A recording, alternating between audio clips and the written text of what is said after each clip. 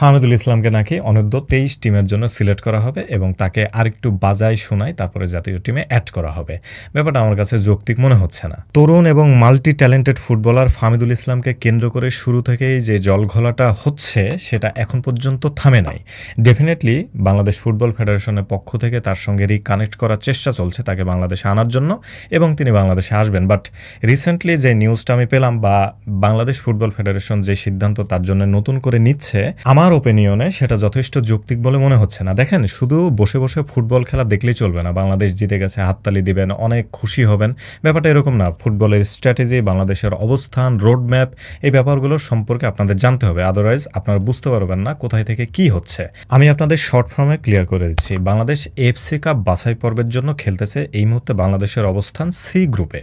C গ্রুপে মোট 4টা দল আছে, তার মধ্যে বাংলাদেশ, ইন্ডিয়া, সিঙ্গাপুর, হংকং। এই 4টা দলের মধ্যে বাংলাদেশকে বাদ দিলে 3টা দল থাকে। এই 3টা দলের বিরুদ্ধে বাংলাদেশ 2টা করে ম্যাচ খেলবে, মোট 6টা ম্যাচ। এবং এই 6টা ম্যাচের এগেনস্টে যে পয়েন্ট বাংলাদেশ আর্ন করবে এইটাকে ডিপেন্ড করে আসলে এএফসি কাপে খেলতে পারবে কিনা এটার একটা ভাগ্য নির্ধারণ হবে। এটা হচ্ছে মূল ব্যাপার।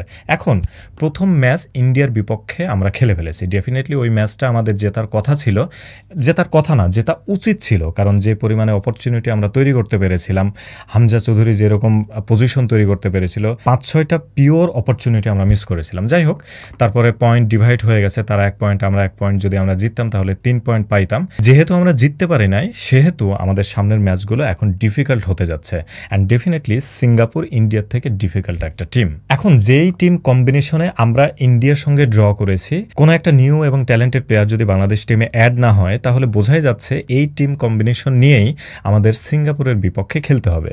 সুতরাং আলটিমেটলি রেজাল্ট কি হবে সেটা তো বুঝতেই পারছেন। যেটা আমরা ধারণা করছিলাম যে ফাহমিদুল ইসলামকে কেন্দ্র করে যে ঝামেলাটা হইল, তাকে ফেরত পাঠানো হইল, এখন জুনে যেই ম্যাচটা হতে যাচ্ছে ওইটাতে অ্যাটলিস্ট ফাহমিদুল ইসলামকে অ্যাড করা হবে।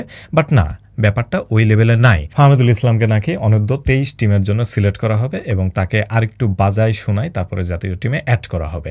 ব্যাপারটা আমার কাছে যৌক্তিক মনে হচ্ছে না। ঠিক আছে, আমি মানলাম ফাহমিদুল ইসলাম একটা বাচ্চা ফুটবলার, তাকে আপনি আরেকটু বাজিয়ে দেখবেন, তারপরে জাতীয় টিমে অ্যাড করবেন। কিন্তু আমার প্রশ্ন হচ্ছে, যেই টিমটা নিয়ে ইন্ডিয়ার বিপক্ষে আমরা ড্র করলাম, সেই একই টিমটা নিয়ে ইন্ডিয়ার থেকে একটু শক্তিশালী টিম সিঙ্গাপুরের বিপক্ষে আপনি কিভাবে জিতবেন? যদি ড্রও করেন সিঙ্গাপুরের বিপক্ষে, তারপরে আমাদের আপকামিং যে ম্যাচগুলো আছে সেটার যে স্কোর বোর্ড আরও শক্তিশালী করতে হবে। আদারওয়াইজ আমরা এফসি কাপে খেলতে পারবো না। এই ব্যাপারটাকে আসলে বাফুফে বুঝতে পারছে না। হ্যাঁ, বাংলাদেশ জাতীয় ফুটবল টিমে হামজা চৌধুরীর পরে আরও একটা বড় টার্গেটের নাম হচ্ছে সামিত সোম।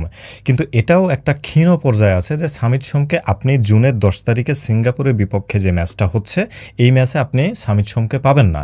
ঘটনা অনেকটা এরকম দাঁড়াচ্ছে যে আগামী 10 জুন সিঙ্গাপুরের বিপক্ষে আপনি সামিত সোমকে তো পাচ্ছেন না, আমাদের সবার পছন্দের প্লেয়ার ফাহমিদুল ইসলামকেও আপনারা অনূর্ধ্ব 23 টিমের আন্ডারে রাখতে চাচ্ছেন। এখন আমার অবুঝ মনের প্রশ্ন, ইন্ডিয়ার বিপক্ষে যে 5-6টা অপরচুনিটি তৈরি করার পরেও একটা ভালো ফিনিশারের অভাবে, একজন অথবা 2জন ভালো ফিনিশারের অভাবে আমরা যে সহজ গোল দিতে পারলাম না, এই যে অকার্যকর স্ট্রাইকারদের নিয়ে কি আপনারা সিঙ্গাপুরের বিপক্ষে খেলতে নামবেন চিন্তা করেছেন?